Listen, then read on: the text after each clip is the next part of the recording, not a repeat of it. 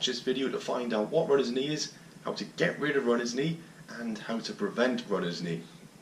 Before I start, I'd like to thank those who have subscribed to my channel. I do appreciate it, so if you haven't subscribed already, hit that button so you don't miss any future videos. I got asked to do some Q&A, so if you have anything you'd like to ask me, put a message down below in the comment section. I've had a question from Brian Kelly. Hi Brian. He says he's been training hard for about 6 months now and he's starting to feel runner's knee.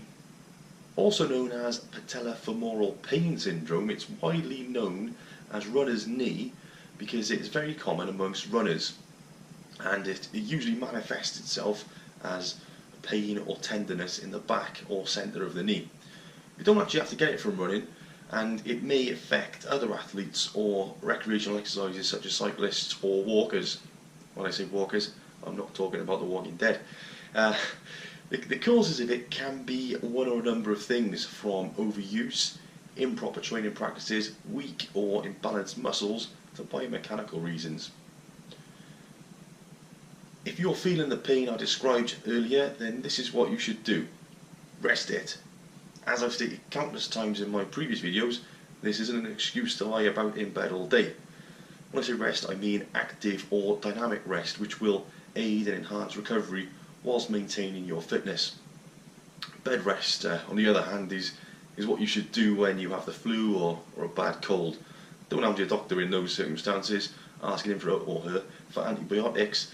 Now share that video, this part of the video, with all your friends so it goes viral, and when it gets through to the masses, I will have single-handedly saved the National Health Service from its two greatest struggles of the 21st century: overburden from people going in there with the cold, and also ineffective antibiotics.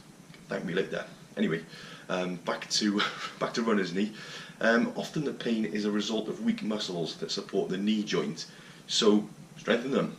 Gradually introduce exercises like step-ups, one leg at a time in a controlled manner. Start off with a low step, and then over time increase the height of the step, or perform the exercise with a dumbbell in hand to keep progressing. Also start doing squats. Just your body weight at first. Squat to at least parallel, assuming you maintain good form, and then again in a controlled manner. Gradually increase repetitions. Once your technique is spot on, you can slowly begin adding the weight. To strengthen the hamstrings at the back of your legs, begin doing Romanian deadlifts, applying the same principles of technique and progression. Other exercises to consider which will help strengthen the hips and legs would be reverse lunges with a knee drive. Also consider imbalancing on unstable surfaces such as a Bosu ball. Try squatting on a Bosu ball. This will help you strengthen your stabiliser muscles, to stabilise the knee and stabilise the hip. Now, we talked about some of the strengthening exercises you can do. What about your running? Whilst you're doing the dynamic rest we mentioned earlier, you've got yourself a few days to sit down and take a look at your running program. Take a step back with the distances and think about how you want to progress with your running. Look at the mileage you're doing per week and keep increases to less than 10% per week. This is to allow your body to adapt. Always make sure that you're warming up adequately and stretching dynamically before exercise, and then stretching everything attached to the hip for 30 seconds after training. That's 30 seconds for each stretch after training. If you're running on a treadmill, try and keep a bit of a gradient.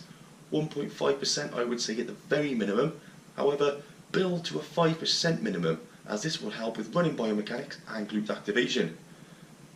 If the pain is particularly bad following run or activity, then the immediate action should be to rest it, ice it, compress it, and elevate it. Always remember, prevention is better than a cure, and if you follow all the points I mentioned in this video, you'll be less likely to develop knee pain. Thanks for watching.